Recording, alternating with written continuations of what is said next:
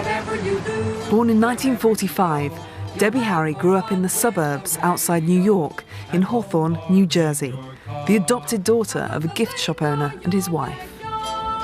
Just keep the dial on 1430, that's WIO Wonderful Radio. So whatever you do, wherever. I always knew that I was adopted as a small girl, as a tiny girl. And I think that this always raised questions in my mind about, my identity, and sort of made me want to search for myself.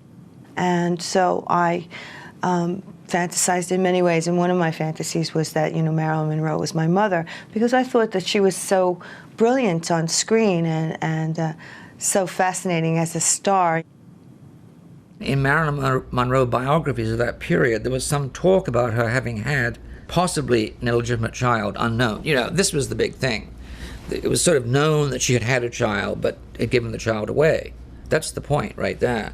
So with that knowledge, Debbie then could run along with the thought that maybe it was me, It had a lot of influences on her. It made her feel like somewhat alien, somewhat alienated.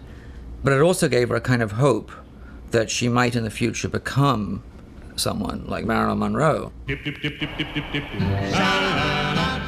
She went to Hawthorne High School, where she sang in the choir and twirled a baton for her class in the school majorettes.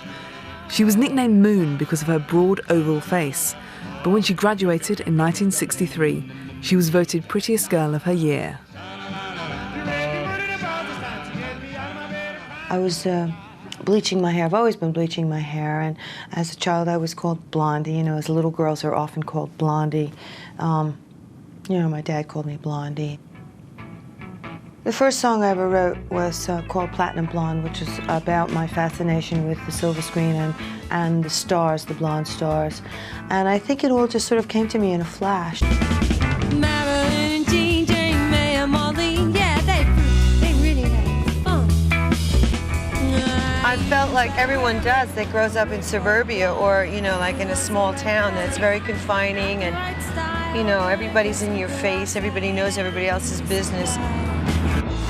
I really wanted to have some anonymity and some experiences that would be inspiring or nourishing or expanding or something like that. I wanted to be an artist. How could you be an artist in a small town? Just like all the sexy stars.